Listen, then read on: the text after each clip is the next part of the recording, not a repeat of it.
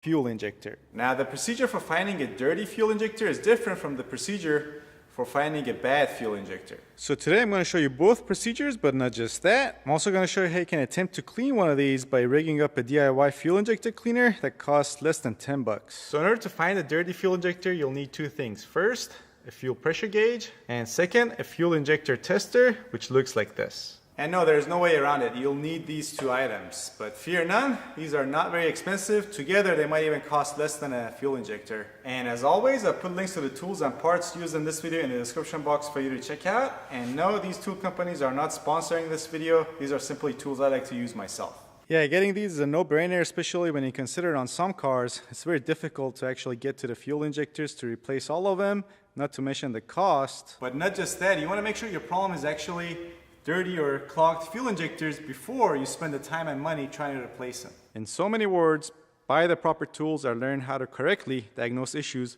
with your engine instead of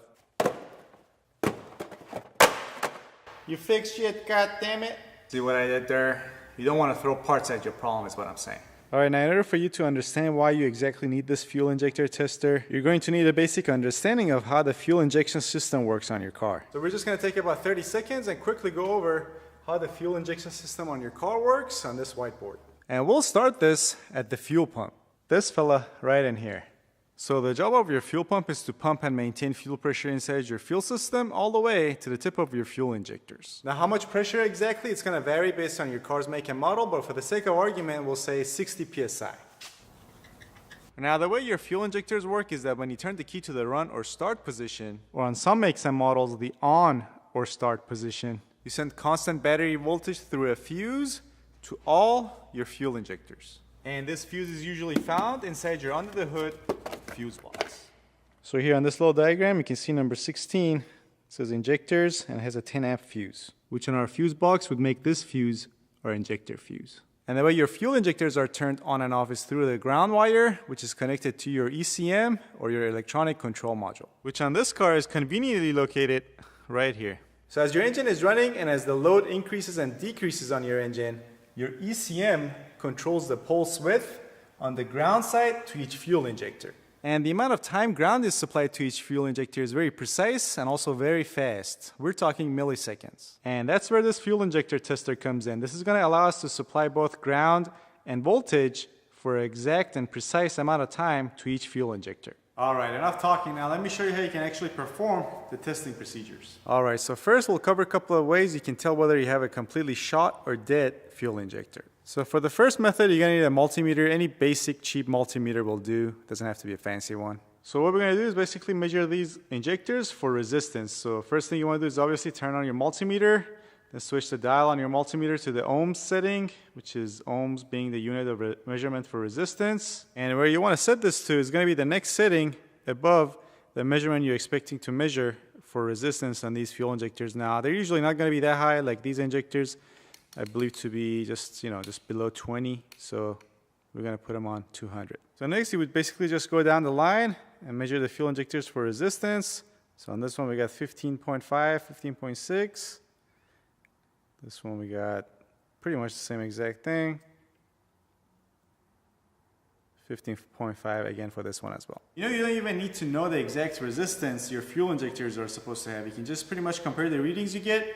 And if you have one or two that stand out when you compare them to the other ones, those are going to be your bad fuel injectors. Now the second way you can tell whether you have a bad fuel injector or not is to basically listen to the fuel injectors as the engine is operating. And in order to do that, you'll need a long screwdriver like this, or a mechanic stethoscope like this one. And by the way, if I have any female viewers watching these videos, I just want to say, I ain't no gynecologist, but if you ever need a second opinion, I'll see what I can do. That was uncalled for and probably too much, but I'm keeping it. At least I didn't say F Donald Trump. Alright, so back to the lecture at hand. First thing you want to do is to start your vehicle. And then while the engine is running, you want to go around with your stethoscope or your long screwdriver and touch the base of every fuel injector. Just make sure your stethoscope or screwdriver is not touching anything else. That way you don't mix up any other noises with the ticking noise of your fuel injectors. And again, the fuel injector that sounds worse than the others is usually going to be your bad fuel injector, especially if you have a misfired code for the cylinder for which that fuel injector is for. Alright, so those were some things you could do to find a dead fuel injector, but not necessarily a dirty fuel injector. Alright, so in order to find dirty fuel injectors, first thing you need to do is to locate your fuel pressure port, which is usually going to be on your fuel rail. Remove the little plastic cap, grab your fuel pressure gauge, and with the right adapter, screw it onto your fuel pressure port. Make sure you get it nice and tight so that there are no leaks, okay? Alright, so next you want to look in your repairs manual and find out the fuel pressure that you're supposed to have for your car's make and model. For this car, which is a 2004 Saturn Ion, the fuel pressure should be between 50 to 60 psi. So next we're going to get in the car and turn the key to the on position and make sure our fuel pump is priming, and then observe our reading. Alright, here we go.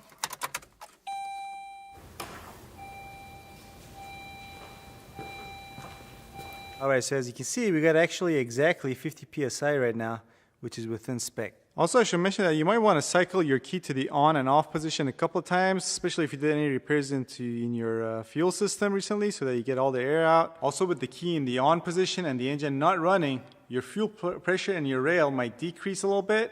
That's normal. You just want to make sure you wait a couple of minutes until this reading stabilizes before you go on to the next step. Now, if your fuel pressure is not within spec, no matter how many times you cycle your keys on and off, then your problem is not your fuel injectors. It's more than likely going to be your fuel pump that's on its way out, but it could be other things, and we'll save diagnosing those issues for a separate video though. Alright, so what we're going to do next is to undo the connector for our fuel injector. So on this harness, we first need to pull out on this green safety tab, like this, and then we press on this black tab and then pull out the connector. You know what, I'm going to completely remove this thing. Now it should come out easier. There. Alright, now if you want to check the wire integrity to your fuel injectors and also make sure that you're getting both a ground signal and you have power at your fuel injector, what you'll need to do is to grab yourself a test light and connect it to ground. And with the key in the on position, one of these should have constant power, as we talked about earlier. So it's not the first pin, so it has to be this one. There you go. There you have it. Now, if you don't have power to your fuel injectors, the first thing you should check is the fuse for your fuel injectors. And if your fuse is good and you do have power at your fuse, then your problem is in the wiring from your fuse to your fuel injectors. Now, in order to test the ground wire for our injector, we get our test light again, and this time we connect it to our battery positive. Next, we would get in our car, start the engine, and then connect our test light to the ground wire on our connector, and then we should see our test light flash. Alright, so there, got the test light connected to our ground wire, and as you can see, it is flashing. So there, we just verified that we're indeed getting a fuel injector signal, and also that our ground wire is in good condition. So here comes the fun part. You grab your fuel injector tester, you connect one end of it to battery positive and a good ground, and the other end of it to the two pins for your fuel injector. Make sure you have good contact with the pins for your fuel injector. And double check your ground with a test light if you're using a chassis ground as well. Alright, so on our injector tester, as you can see, we got 4 different pulse modes. We got a short, medium, long, and continuous mode. And those modes are going to basically simulate the amount of time a ground is supplied to your fuel injector when the engine is running. Now, I usually go with simply the second mode, which is a medium mode. And now when we hit this pulse button, ground is supplied to our fuel injector, completing a circuit, opening our fuel injector, and then as a result, we should see a fuel pressure drop. And what you need to do is to precisely measure the pressure drop in your fuel system. So as you can see, we got exactly 44 psi here. So now I'm going to hit the pulse button on our injector tester. And there. And we dropped all the way down to precisely 25 psi. So there, that was exactly 19 psi of pressure drop in the medium pulse mode for this cylinder, which is cylinder number 4. Next, all you have to do is to repeat this for all your fuel injectors, and you do have to start at exactly 44 psi and then measure how much of a pressure drop each fuel injector has when it's activated with the medium pulse mode on this fuel injector tester. And all your fuel injectors should have almost the same exact amount of pressure drop. Now, if they're only off by 1 psi, then that's usually okay, but you should double check your work. But if they're off by 2 psi or more, then that's a definite sign of a clogged or dirty fuel injector. Now, here's something I just thought of. See, on a lot of cars, you don't have easy access to the connectors for all your fuel injectors. On this car, we have easy access to this cylinder number 4 and maybe for cylinder number 1, but 2 and 3 are pretty hard to get to. So how can we hack the system given what we know? Well, it's kind of easy. First, you'll need to get the wiring diagram for your car's fuel injection system. So here's the wiring diagram for this car. Here's our fuse.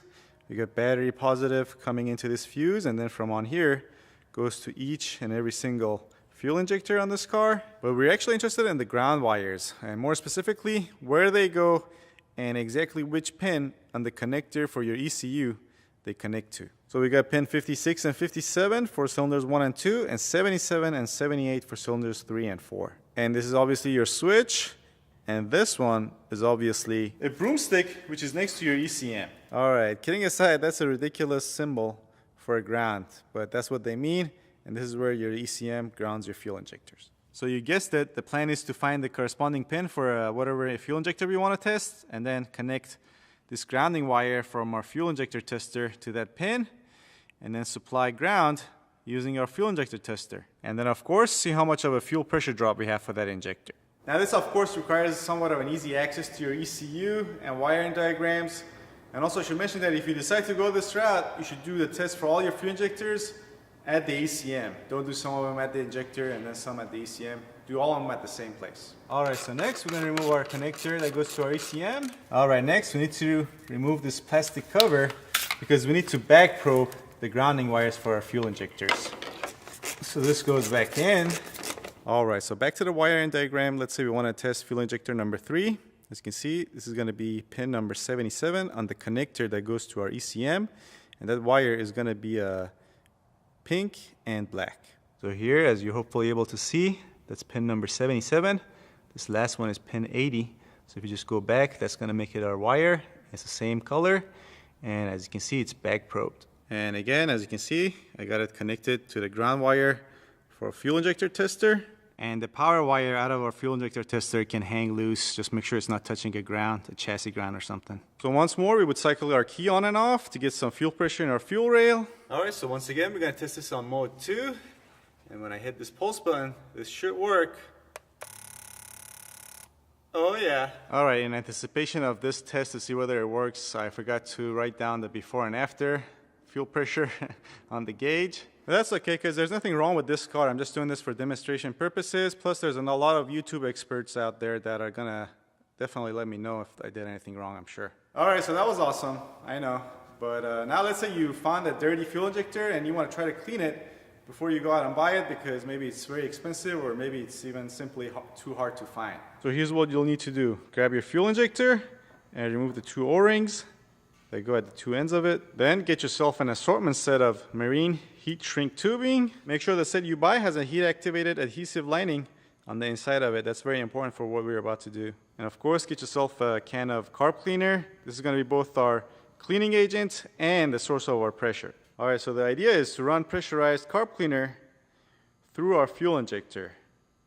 So we need to find a way to connect that into the top of that, and that seal needs to be airtight. So that's where the heat shrink tubing comes in, and in between each step down in size, starting from our fuel injector, we're going to put smaller and smaller rubber hoses until we get to our carb cleaner.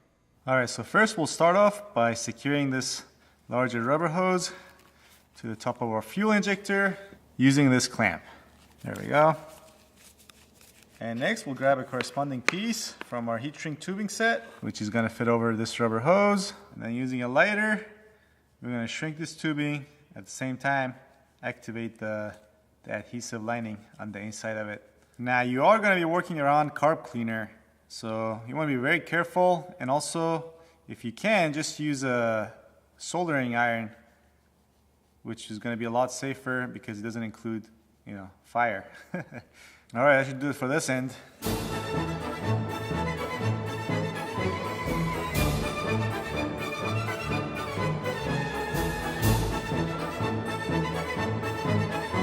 Now the diameter of this thing is simply too small, so what we're going to do is actually put some heat shrink tubing around it, then heat that up, and that should bring up the diameter of this thing. You do want to be very careful because you can burn and destroy the straw itself, and then you have to go get another one. And here you have it, folks, our $10 fuel injector cleaner. All right, so here's a look at our setup. Got the fuel injector here.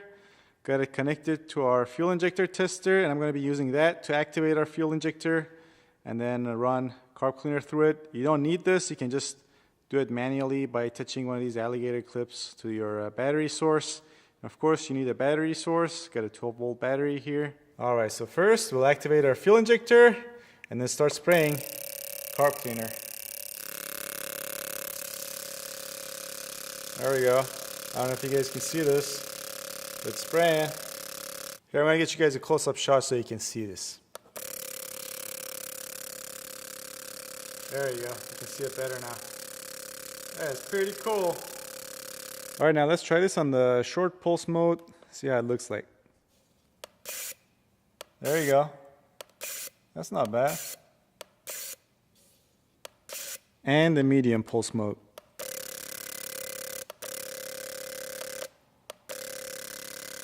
There you have it.